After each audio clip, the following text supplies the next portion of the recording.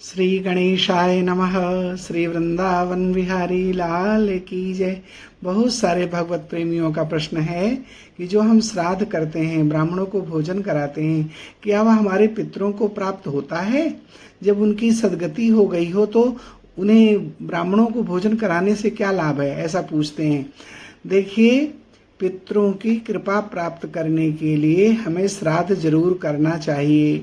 जैसे कोई इंग्लैंड में है या यूएस में है, तो वहाँ से यदि वो डॉलर या पाउंड के रूप में इंडिया पैसा भेजेगा, तो वह धन भारत में आकर के डॉलर या पाउंड के रूप में नहीं मिलेगा, बल्कि भारतीय करेंसी के रूप में यहाँ प्राप्त होगा।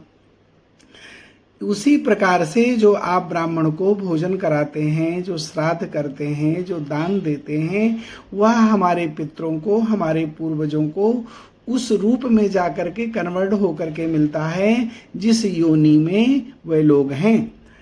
हमारे पूर्वजों को मुक्ति की प्राप्ति हुई या नहीं हुई, इस बात से हम लोग अनभिज्ञ हैं, क्योंकि गीता में भी भगवान श्री कृष्ण ने कहा है, सहस्रों प्राणियों में कोई एक होता है जो मेरी प्राप्ति के लिए विशेष यत्न करता है और मुझे अच्छे से जानता है। और जो भगवान को जान लेता है वह सद्गति को, मुक्ति को प्राप्त कर जाता है। तो हम लोग तो इस बात से अनजान हैं कि हमारे पितरों की मुक्ति, सद्गति हुई अथवा नहीं हुई। इसलिए सभी लोगों को श्राद्ध तो करना ही चाहिए। यदि हमारे पितृगण मुक्त हो गए हैं, तब भी किया गया दान और श्राद्ध यह व्यर्थ नहीं जाएगा।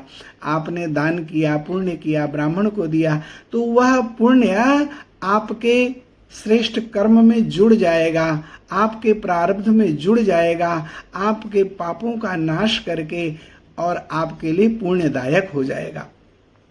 और कदाचित यदि हमारे पितरों की मुक्ति नहीं हुई है, सद्गति नहीं हुई है, तो यह दान और पुण्य और श्राद्ध उनको उनकी मुक्ति में विशेष रूप से सहायक बनेगा। अतः श्राद्ध दान करने से हमें पितरों का, पूर्वजों का आशीर्वाद मिलता है। हमारे पितृ जिस योनि में होते हैं, उस योनि में हमारा दिया गया पदार्थ उन्हें प्राप्त होता है। वे देवता बन गए हैं तो उन्हें अमृत के रूप में मिलेगा। वे मृत्यु लोक में मनुष्य के रूप में हैं तो उन्हें सुख संपत्ति के रूप में प्राप्त होगा। यदि पशु पक्षी हैं तो उनके आहार के रूप में उन्हें प्राप्त होगा। हमें ध्यान रखना चाहिए, हमारे पास जो भी संपत्ति है वह सब हमारे पूर्वजों की देन है।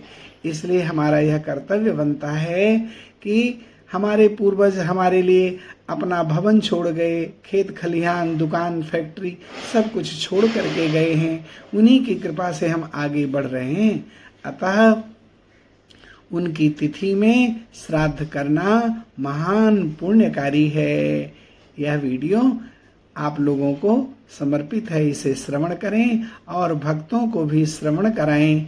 ईश्वर आपके पितरों पर भी कृपा करें और अन्य लोगों के पितरों के ऊपर भी भगवान गोविंद की कृपा हो, यही भगवान से प्रार्थना है।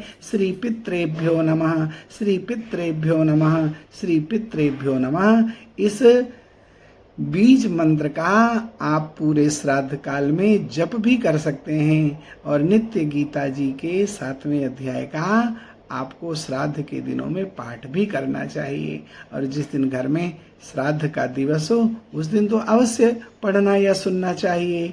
बोलिए श्री वृंदावन बिहारी लाल की जय।